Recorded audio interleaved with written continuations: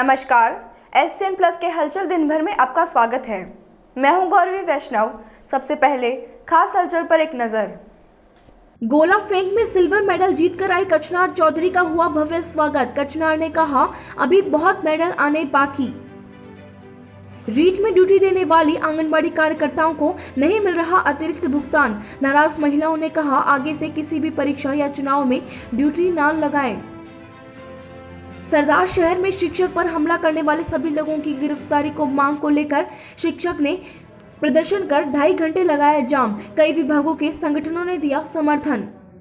पहली national under 23 athletics championship में गोला फेंक में रजत पदक जीतकर सुजानगढ़ पहुंची कचनार चौधरी का रेलवे स्टेशन पर उसकी दादी समाजसेवी पद्मा चौधरी, दादा लक्ष्मण सिंह व परिजनों ने मारवाड़ी युवा मंच की शर्मिला सोनी के नेतृत्व में जोरदार स्वागत किया। जोधपुर कमिश्नरेट में SI कचनार ने मेडल अपनी दादी को पहनाते हुए कहा कि अभी ऐसे बहुत से मेडल आने बाकी है। आपको बता दें कि 2016 में कोयम्बटूर में आयोजित हुई अंडर 18 राष्ट्रीय गोला फेंक प्रतियोगिता में कचनार में 3 किलो का गोला 15.99 मीटर फेंका था, जो राष्ट्रीय रिकॉर्ड है। 2017 में ताइवान के ताइपे में हुए वर्ल्ड यूनिवर्सिटी गेम्स में वह सबसे कम उम्र की खिलाड़ी थी। इसी तरह 2019 में नेपाल के काठमांडू में हुए साउथ एशियन गेम्स में उसने कांस्य पदक जीता था। कचनार मारवाड़ी युवा मंच के बेटी बचाओ बेटी पढ़ाओ अभियान की ब्रांड एम्बेसडर भी है।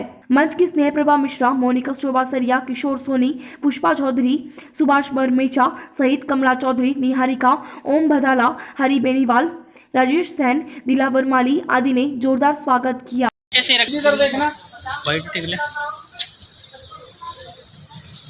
आज मारवाड़ी युवा मंच की मुख्य शाखा और सखियां दोनों हमारी शाखाओं की तरफ से हमारी लाडली बेटी सुजानगढ़ की गौरव जो है कचनार चौधरी, जिसने भी अंडर 23 एथलेटिक में रजत पदक प्राप्त किया है और सुजानगढ़ का ही नहीं वरन हम सबका राजस्थान का गौरव बढ़ाया है, तो इसके स्वागत के लिए आज हम सभी यहाँ पे इकट्ठे हुए हैं। और ये हमारा सौभाग्य है कि कचनार की दादी माँ है वो हमारे मंच की संरक्षिका है और इनका हमेशा हमारे साथ सहयोग रहा है। और मंच परिवार की ब्रांड एम्बेसडर बेटी बचाओ बेटी पढ़ाओ अभियान जो हमारा है उसकी ब्रांड एम्बेसडर कचनार चौधरी हमारे सुजानगढ़ की है।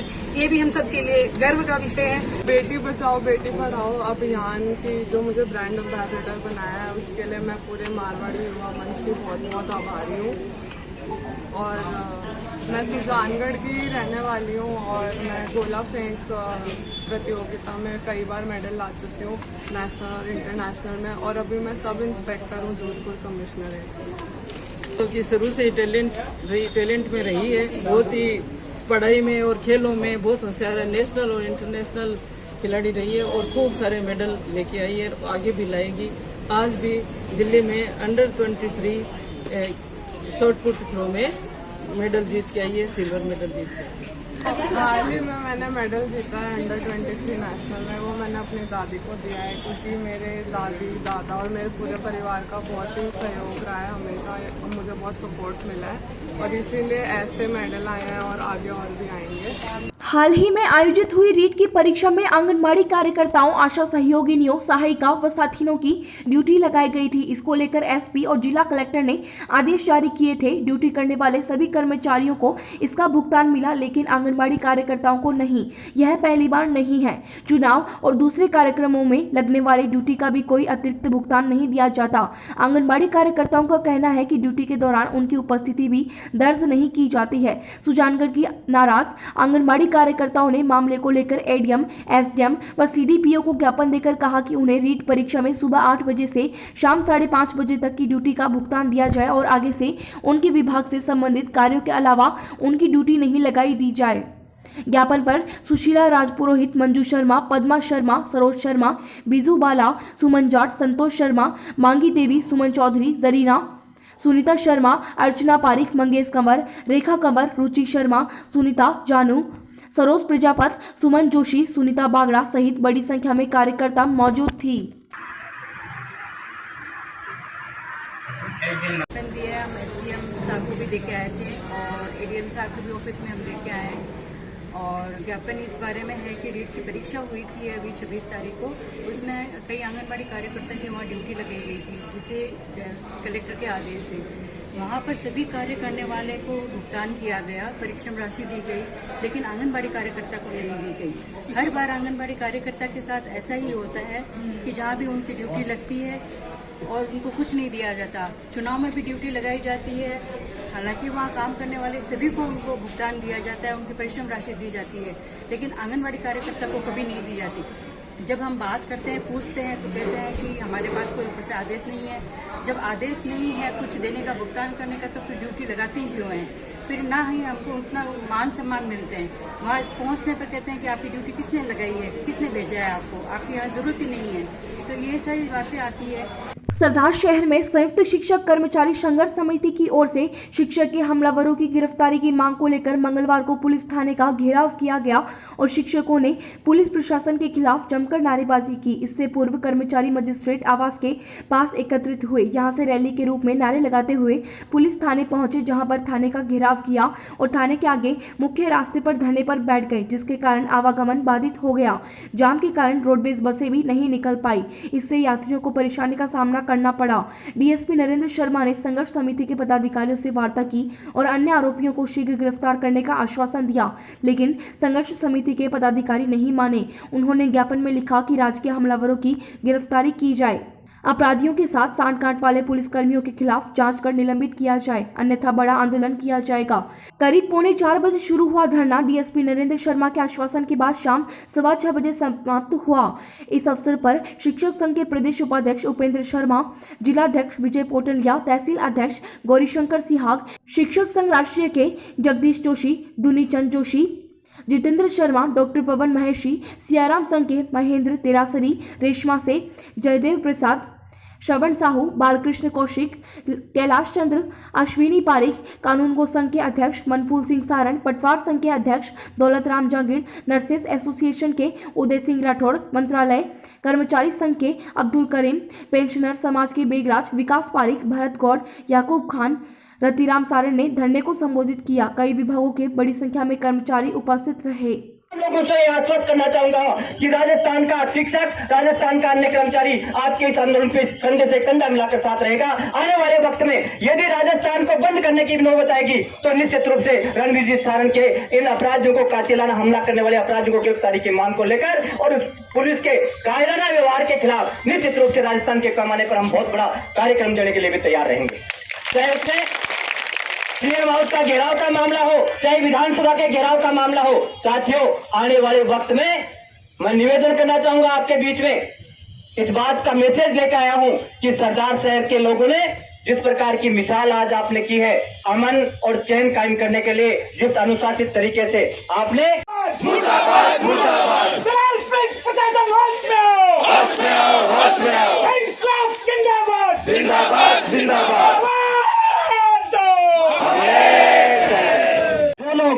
जो पुलिस के कायर लोग, जो कोई पॉलिटिशियन, क्योंकि गिरफ्तारी के पीछे साथियों एक बहुत बड़ी साजिश होती है। गिरफ्तारी में दो चीज होते हैं, या तो पुलिस मैनेज होती है या कोई राजनीतिक संरक्षण होता है। तो मैं निवेदन करना चाहूंगा पुलिस के आला अधिकारियों से कि यदि किसी मुगालते में हो, यदि कहीं मैनेज की, यदि किसी प्रकार की कोई बात है तो राजस्थान का शिक्षक और राजस्थान का कर्मचारी इसको बर्दाश्त नहीं करेगा और आपको सड़क पर घसीट कर लाएगा और निश्चित रूप से हमारे उस साथी का बदला लेगा। यही नहीं, और यदि कोई राजनेता मुगालते में है कि मेरे राजनीतिक संरक्षण से मैं अपराधियों को संरक्षित कर दूंगा, क्योंकि आज अपराधियों की जरूरत राजनेताओं को पड़ती है, इसलिए राजनीति का अपराधीकरण हो गया है। इस सिस्टम को हमें समझना पड़ेगा। और मैं तो एक निवेदन और करने के लिए आया हूं कि आने वाले वक्त में सिर्फ दो ही चीजें बचेंगी सरकारी सिस्टम में, और वो दो चीज होंगी या तो पुलिस या आर्मी, क्योंकि 2030 तक जो देश और प्रदेश की सरकारों की जो नीतियां चल रही हैं, उसमें इस देश और प्रदेश में न बैंक होगा, न बीमा होगा, न स्कूल होगा, न हॉस्पिटल होगा, न सड़क होगा, न परिवहन होगा। ये तमाम निजी क्षेत्र के हिस्से होंगे। आपके बच्चे भी स्कूल में पढ़ रहे होंगे और सीआई साहब, आप और आपकी टीम और एसपी साहब, जब आपके बच्चे आपके विरुद्ध खड़े होकर के आपकी गर्दन पकड़ेंगे, वो दिन दूर नहीं होगा। अतः आप सत्य का साथ दे।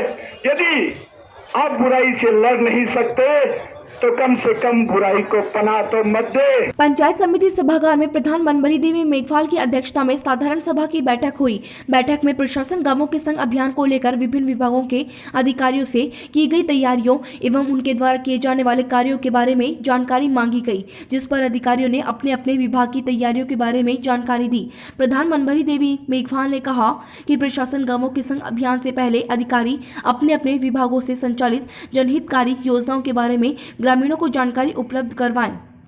एसडीएम मूलचंद दुनिया ने कहा कि ग्रामीणों को अभियान का ज्यादा से ज्यादा फायदा देने के लिए जनप्रतिनिधियों व अधिकारियों को समन्वय के साथ काम करना होगा। एसडीएम ने कहा कि अभियान में पट्टे बनवाने के साथ ही खातों का शुद्धिकरण, विभाजन, रास्तों के प्रकरणों का निपटारा प्राथमिकता के साथ करावे। बीडीओ हरिराम चौहान ने कहा कि बैठक में जनप्रतिनिधियों द्वारा बताई गई समस्याओं के समाधान को लेकर की गई कार्यवाही के बारे में 7 दिन में सूचित करें ताकि संबंधित जनप्रतिनिधि को समय पर अवगत करवाया जा सके। अपनी योजना के अधिशासी अभियंता रामावतार सैनी ने जल जीवन मिशन योजना के बारे में बताते हुए कहा कि अभियान के तहत जीएलआर की सफाई, लीकेज ठीक करने के साथ अवैध कनेक्शन काटने का कार्य किया जाएगा।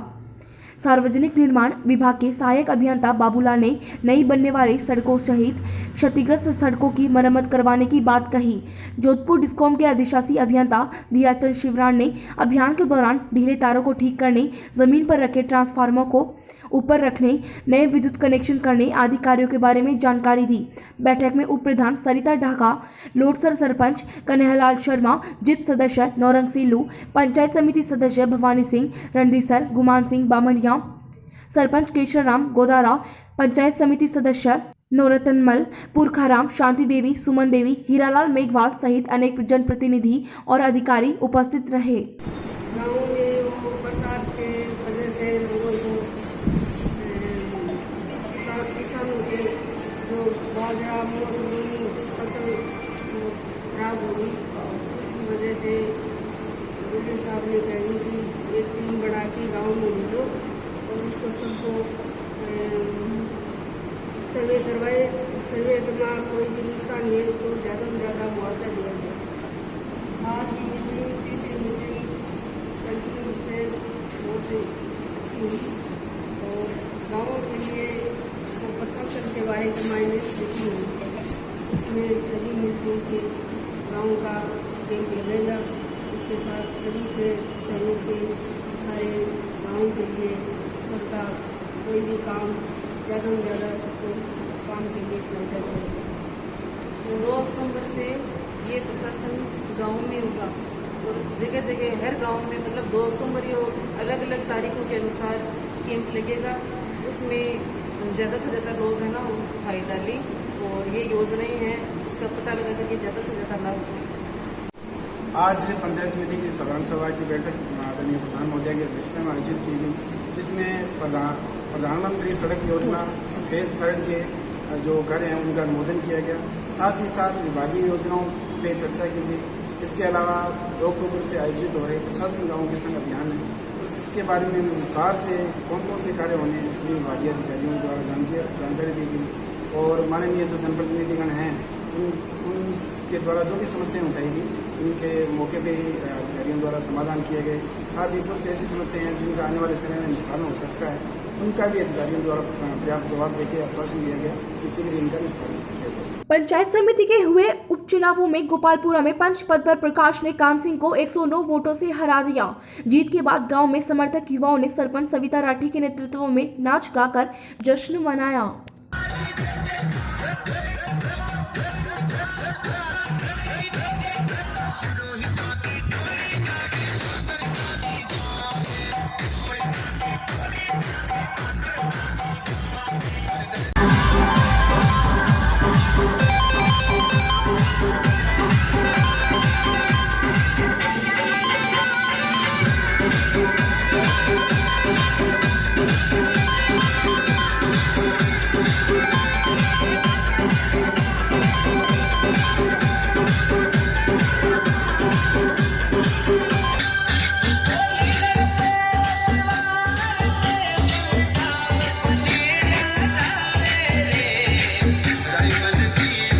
रतनगढ़ में मंगलवार को उपखंड कार्यालय के आगे शहर एवं देहात ब्लॉक कांग्रेस कमेटी द्वारा पेट्रोल, डीजल व रसोई गैस की बढ़ी हुई कीमतें कम करने व बढ़ती बेरोजगारी, कृषि कानूनों को निरस्त करने की मांग को लेकर धरना प्रदर्शन किया गया। राष्ट्रपति के नाम एसडीएम को ज्ञापन भी दिया गया। धरने को संबोधित करते हुए कांग्रेस नेता पूसाराम गोदारा ने कहा कि केंद्र की भाजपा सरकार की गलत नीतियों के कारण आमजन का जीना दुभर हो गया है।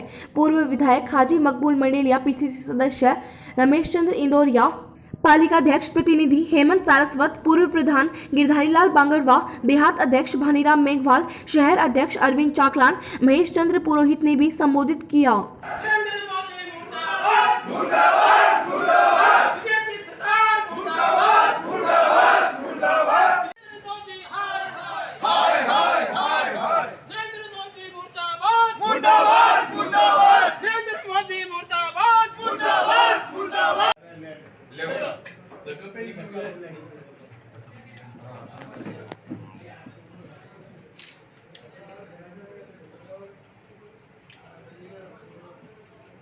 ये बहुत समय पड़ा है, कम से कम आती 1 घंटा खड़े रह करके बैठ करके सुन लो।